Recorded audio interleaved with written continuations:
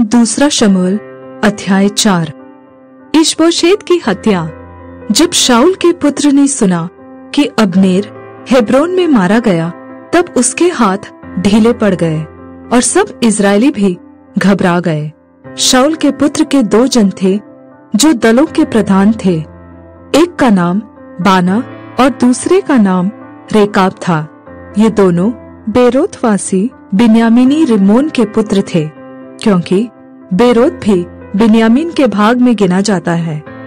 और बेरोती लोग गित्तैम को भाग गए और आज के दिन तक वही परदेशी होकर रहते हैं। शाऊल के पुत्र योनातान के एक लंगड़ा बेटा था। जब यिज्रेल से शाऊल और योनातान का समाचार आया, तब वह 5 वर्ष का था। उस समय उसकी दाई उसे उठाकर भागी और उसके उतावली से भागने के कारण वह गिर के लंगड़ा हो गया। उसका नाम मपीबोशेत था।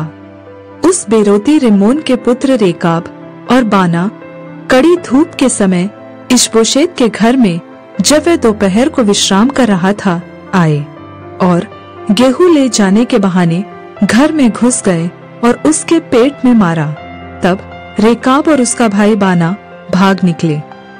जब वे घर में घुसे और वह सोने की कोठरी में चारपाई पर सो रहा था, तब उन्होंने उसे मार डाला और उसका सिर काट लिया और उसका सिर लेकर रातों रात अराबा के मार्ग से चले।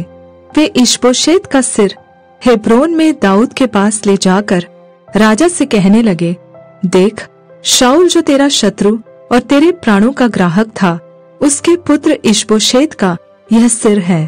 तो आज के दिन यहोवा ने शाऊल और उसके वंश से मेरे प्रभु राजा का बदला लिया है।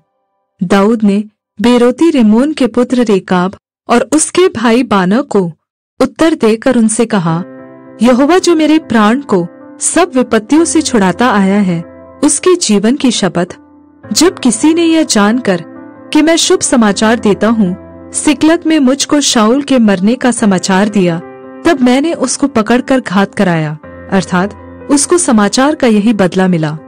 फिर जब दुष्ट मनुष्यों ने एक निर्दोष मनुष्य को उसी के घर में वरन उसकी चारपाई ही पर घात किया, तो मैं अब अवश्य ही उसके खून का बदला तुमसे लूंगा और तुम्हें धरती पर से नष्ट कर डालूंगा।